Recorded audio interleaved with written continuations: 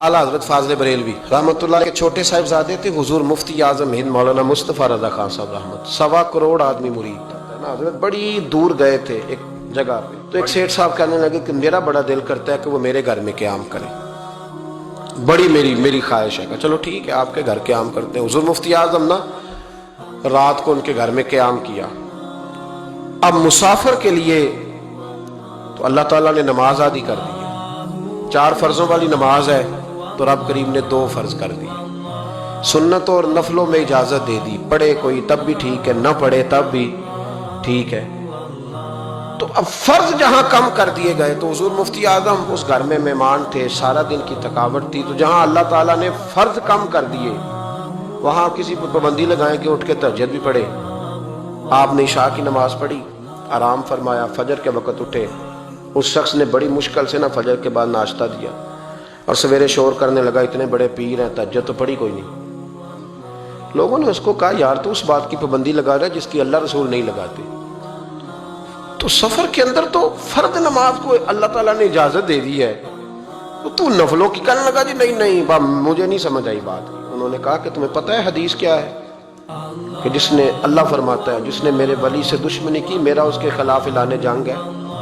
ये बुखारी मुस्लिम की मुस्तनद तरीन हदीस है। सिर्फ जंग नहीं, ऐलान जंग है। ऐलान 2 ही तो जुर्म है जिन पे अल्लाह ज्यादा नाराज है। एक का सूद ना छोड़ा तुमने तो मैं जंग करूंगा, और एक का मेरे वली से दुश्मनी की तो मैं तुम्हारे खिलाफ ऐलाने। इस हदीस की एक हरफ भी कमजोर नहीं, सनद भी कमजोर नहीं, मतन इतनी तगड़ी हदीस। हजरत मुआज़ इब्न जबल रदी अल्लाह तआला अन्हु नबी पाक सल्लल्लाहु अलैहि वसल्लम के रोजे पर बैठ के रो रहे थे। ये अबू दाऊद शरीफ की हदीस। हजरत उमर आगे का रोते क्यों हो? फरमाने लगे, मुझे 2 हदीसों ने परेशान कर दिया।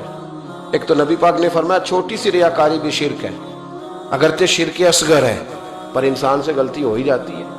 और दूसरा हुजूर ने कहा है कि जिसने वली से दुश्मनी की मेरा ऐलान जंग है। तो उमर मुझे कैसे पता चलेगा कि कौन वली है? हजरत उमर ने कहा बेहतर यह है कि तू सबकी इज्जत किया कर, सबका इकराम कर। लेकिन यहाँ तो लोग माफ ही नहीं कर रहे। गौसे पाक पर भी फतवा है, दाता अली अजमेरी पर भी फतवा है, ख्वाजा मोइनुद्दीन, पता नहीं ये कौन सा दीन है, कौन सा मजहब है जिसमें पिछला कोई भी ठीक नहीं था, जो आज पैदा हुआ सिर्फ वो ठीक है। जो जितना ज्यादा बदतमीज होता है उतना ज्यादा उरूज पाता है। हम नहीं जी किसी को मानते, सिर्फ अल्लाह। ये सवाल सुनते हो तो मैं कहता हूं इमाम बुखारी को भी नहीं मानता।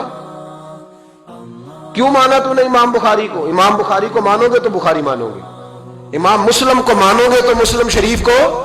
क्या फलसफा है? बगैर किसी इमाम के तू हदीस तक पहुंच ही नहीं सकता। जाना डायरेक्ट जाके ले नबी पाक से हदीस, इमाम बुखारी के बगैर ले, तेरा पता चले। जब उम्मत में जितने लोग गुजर गए सैकड़ों सालों में, वो सारे गलत थे। जो आज पैदा हुआ वो ठीक है।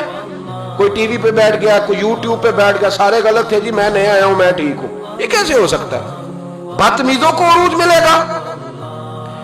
तो नबी करीम अलैहिस्सलाम ने फरमाया अल्लाह का ऐलान जंग है। ये बुखारी मुस्लिम है, याद रखना। कभी जहन में भी किसी अल्लाह के नेक बंदे के बारे में बुरा ख्याल ना पैदा करना। ऐलान जंग है रब करीम का। तो कहने लगा जी तहज्जुद ही नहीं पड़ी। लोगों ने बड़ा समझाया कि यार कोई बात तूने गैर शरी देखी है तो वो कर, लेकिन तू जहां बैठता है गीबत करता है, जहां बैठता है कोई गैर शरी बात देखी है तो बयान कर। हम कहने लगा जी नहीं।